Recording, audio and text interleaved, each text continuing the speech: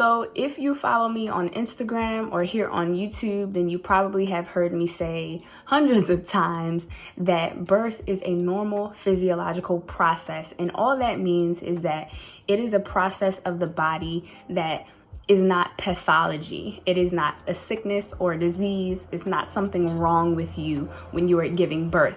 Therefore, you don't really need to be heavily medically managed like how we are seeing in hospitals today. And in this video, I want to explain why, even though birth is a normal process of the body, just like sneezing or pooping or peeing or having a cycle, we still have to be very intentional about how we prepare for birth, because it can make a huge difference in the outcome and the experience itself. Here's a contradiction. If it's a normal process of the body, why do I have to do so many things to prepare for it? Let's just go through the list. So the first reason is we live sedentary lifestyles. So we're not out somewhere foraging for food. We're not hunting. We're not on our feet for most of the day. Some people are, but most of us get in the car and sit in the car. Then we go to work and we sit at work, or we are sitting at, throughout the day. Then we go home and we sit on the couch. And a lot of people do work out, but a lot of people don't work out. And so this means it all is affecting our anatomy, our muscular system, the way our ligaments and tendons are. A lot of people are inflexible, rigid. A lot of people are plain out of shape. And I'm not saying that you need to have like muscles and you need to be cut up and swole to have a baby. You totally don't. In fact, you don't have to work out at all. But I think that some of the issues that we see, which Gail Tooley from Spinning Babies talks about, is a lot of people have these tendons and ligaments and muscles that are weak, and they're not flexible or they're tight because all we do is sit all day long and we don't work those muscles out. So this is only going to apply to a subset of people, but if you're in that group of people who you're very inactive, then getting ready for birth might involve you being more active. Moving on to the next thing, our diet. Our diet plays such a huge role in birth, and you can really just split it up into two categories. Are the things you're eating nourishing your body, or are they going to be creating disease, creating inflammation, creating mucus in the body, and creating toxins? Because if you're in the category where you eat a lot of fast food, a lot of processed food, a lot of packaged food, refined sugar, all these different synthetic chemicals that they put in food, then that can work against you. But this is also a part of the standard American diet. We have commercials and billboards and all types of advertisements that are telling us to partake in these foods that aren't real food. So if you fall into that category of being on a standard American diet, of not eating really healthy, nourishing foods, then a part of you preparing for birth or even preconception is to eat better. Your version of that is going to look different than my version of that, and that's totally okay. But it's still something that should be taken into account. The biggest thing, the hugest thing in this whole conversation, the elephant in the room, is the medical system. You cannot, especially as a Black person, because statistically Black women are 3 to 4 times more likely to die from pregnancy-related complications. You cannot just waltz into the hospital without knowing anything about what is happening. First, you have to understand that the hospital is a business, and their goal is to make money, just like every business. If their goal was not to make money, then it wouldn't be a business. So you have to remove yourself from this idea that I'm going here to be safe, and start asking questions about the business model. And currently, most hospitals are working off of the business model that there's a hierarchy. There's the OBGYN, the head nurse, the nurse, then the mother, the family, the baby. you could maybe switch the mother-baby family dynamic around a little bit. But the level of autonomy that you have in a place, in a hospital, is typically low. Not all across the board, but typically it's low. And this is problematic because a lot of the things that are being practiced in hospitals are not based on evidence. They're based on old dogma, fear, and money, all combined together. And yes, we do have hospitals that are making small changes, but not the radical changes that we need to see in order for people to blindly walk into the hospital without having any prior knowledge about the system and how it works.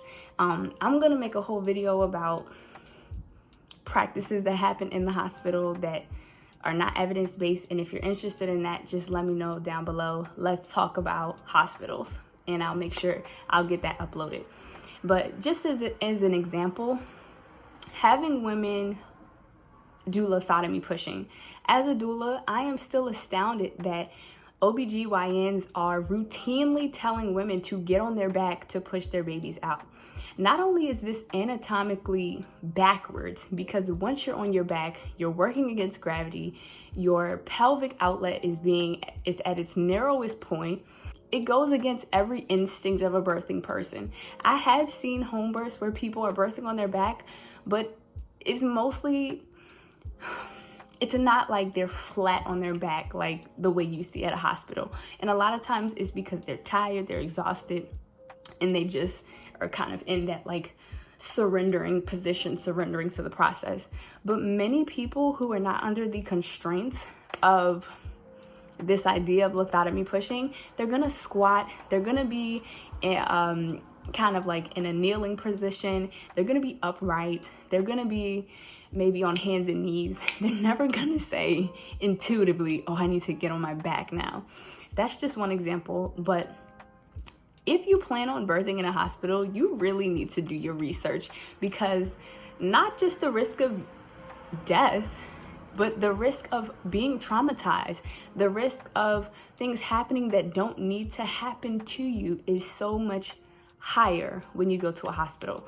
So you've got to do your research. And the last thing I'm gonna touch on before this video gets extremely long is fear, cortisol, adrenaline, stress. Whether you think it or not, if you live in America and if you have grown up with a TV, if you've grown up around other women, you have been programmed to believe that birth is scary. Birth needs to happen in a hospital. Birth is not completely safe. Women who are birthing need to be controlled. Birth is extremely painful and there's no way out of that except for an epidural, right? These are some common core beliefs that are instilled in us as very young people through the media, through TV, through horror stories. Even if you consciously are telling yourself that birth is beautiful, your subconscious mind has already been programmed for years, and you cannot unprogram that just by telling yourself that it's not true. You actually are going to have to do some deep work, which I talk about in my program, to unlock those things in your subconscious and take them out and release them. And if you don't do that, it doesn't matter if you go to the hospital, if you go to a home birth, a birth center, if you go to the moon, that will impact your birth, and it impacts people's births all the time, okay? I've seen it with my own eyes. You have to deal with that inherent cultural collective belief that birth is something that we should fear. We live in a culture where we're addicted to stress, we're addicted to adrenaline, we're addicted to cortisol. Most of us are at some level have emotional stress and mental stress. A lot of it has to do with our culture. When you think about the Western world, most people, a lot of people are well off. We've got phones, we've got cars, we've got resources, we've got houses, we've got heat, we've got air conditioning, we've got food, right? And there are places in America that there is poverty, and I'm not saying that doesn't exist, but if you're watching this, the chances are you're watching it on a phone. The chances are you're watching it on a phone that has a Wi-Fi or internet connection, right? you're well off. But yet Americans are so stressed. We're so emotionally bogged down. We have all this unprocessed fear and trauma. Not only that, but we're perpetually being stressed out by things like the news, right? Your body keeps going into this stress response, and your body keeps making these stress hormones to the point where you begin to feel like that is your normal homeostasis. So just by nature of being in the Western world, just by nature of being a stressed adult, you have stress hormones in your body all the time. And those particular hormones do not work well with birth hormones. So you're going to have to take the time to figure out, how do I decompress? How do I teach myself to relax, not just physically, but at a visceral level where my mind, my body, my emotions, my heart space, all of it is relaxed. All of the tension is released. It's not just about deep breathing. It's about letting go. So those are just a few quick reasons why, if you're living in 2019 in the Western world, you would be highly benefited by preparing for your birth actively, rather than just not taking any active measures. Now, I will say there are plenty of women who do not prepare for birth, and they have short labors. They have the fetal ejection reflex. They pop those babies out and they keep it moving, and they didn't have to do anything. And that's awesome. That's a testament that women are still magical. Our bodies are still beautiful.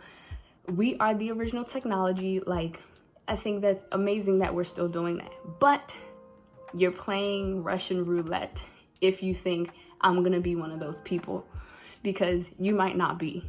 And I just think you would rather be safe than sorry. And I'll also say, as a disclaimer, you can do all the things and still not get the birth that you desire.